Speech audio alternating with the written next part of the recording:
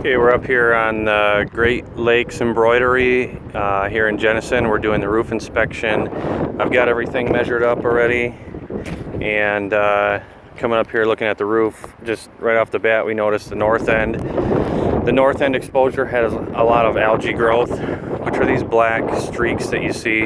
They don't do any real damage right away, but they look nasty, and you know, there could be trapped moisture under there. That's why it's sticking to your shingles. Nowadays shingles are a lot more algae resistant, but so you don't have to worry about as much of that.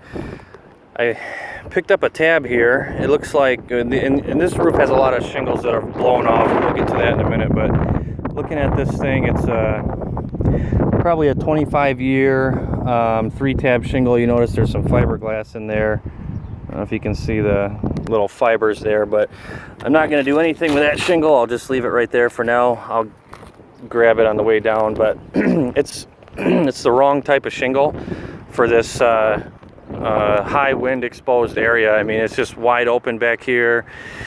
You know, right now it's a little breezy, but I'm assuming when you get, you know, 40-50 mile an hour wind gusts, you're probably losing shingles all the time. I mean, you've got some patches back here that somebody did incorrectly, if I might say. I mean, they put in these, so the shingle blew off and then they patched it in with this black shingle, which, you know, doesn't really match. But what they did was they face nailed the nails up here.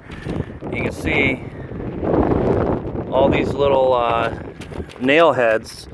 Those are supposed to be hidden underneath the shingles. So I mean, this is reoccurring throughout the roof. I see exposed nails everywhere.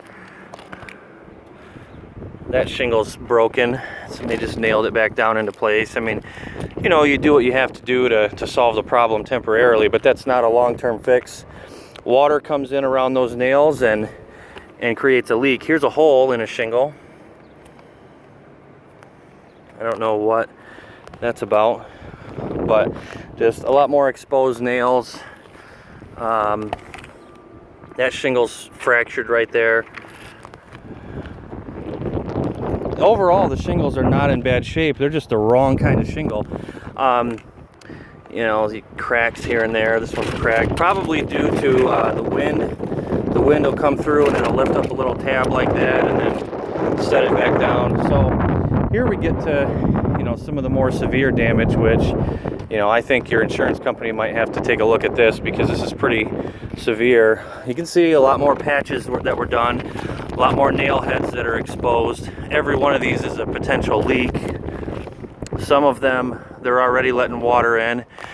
Not that you can see a drip or a spot on your ceiling, you probably can't. But this is letting water underneath the shingles.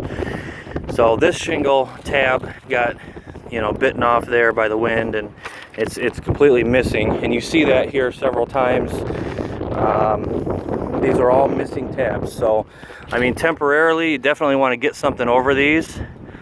Long term, you should probably install the right shingle up here and start over, because this is just going to be a reoccurring issue. The old 3-tab shingles, they don't really hold up well. Here's a good example. They don't really hold up well with the wind. Fold that back down. So when the tar strip breaks away, the wind will blow this shingle up like that, and then eventually this will blow off the roof. But we'll try to lay it back down for now. Hopefully it'll melt back down for a short time. But, you know, missing shingles everywhere, and more patches and more tar. Here's another big missing chunk. So this is on the, oh, and then up here towards the ridge,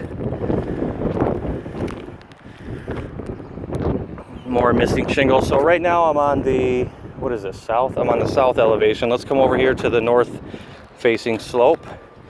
Not as bad, but there is some wind damage up here too.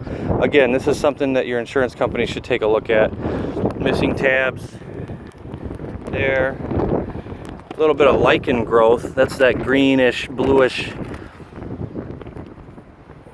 organic growth that you see. It's called lichen. The black streaks, again, those are algae. And more missing shingles down here. Just a couple tabs. This is a potential, yeah, that's probably letting water in underneath the shingle. some of these nail heads have been here a while. You can see these are pretty rusted, which tells me they're just, you know, very weathered. That's been there for a while, just probably causing a slow drip every time it rains real hard. Some more missing tabs here. I don't want to get too close to the edge, but I think you get the point. I mean, there's a lot of missing shingles. You know, and you go down here where there's no wind damage, the shingles are relatively good shape. They're a little wore out and faded, but you know, again, the type of shingle that you need